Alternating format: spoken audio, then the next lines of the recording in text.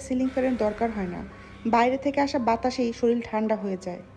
তো চাচি রাত্রেবেলা বারান্দার মেঝেতে মাদুর বিছিয়ে শুয়ে পড়েন। বারান্দায় দাঁড়ালেই বাতাস অনুভব করা যায়। সেখানে চাচি আরামেই ঘুমাচ্ছিলেন। চাচা বাসায় ছিলেন না, যার কারণে চাচি একাই ছিলেন। হঠাৎ কিছু একটা শব্দে চাচির ঘুম নষ্ট হয়ে যায়। তিনি ঘুম ঘুম চোখে তাকিয়ে দেখেন ওনার পায়ের কাছে লম্বা মহিলার আকৃতির কে যেন দাঁড়িয়ে আছে। চুলগুলো একদম পা পর্যন্ত লম্বা। এটা দেখে চাচির চোখের ঘুম ছুটে যায়। তিনি তাড়াতাড়ি করে উঠে বসেন, কিন্তু উঠে বসার পর তিনি আর কাউকে দেখতে পাননি। তখন চাচির চোখ যায় আমাদের বারান্দার বাইরের আম গাছটার দিকে। গাছটা বারান্দার গ্রিলের সাথে প্রায় ছুঁই ছুঁই অবস্থায় ছিল। সেখানে চাচি দেখতে পান আম গাছের ডালে একজন সাদা শাড়ি পরা মহিলা বসে আছে। মহিলাটা ওনার দিকে এক দৃষ্টিতে তাকিয়েছিল। এটা দেখে চাচি এক চিৎকার দিয়ে কোনো রকমে বারান্দা থেকে ঘরে যান।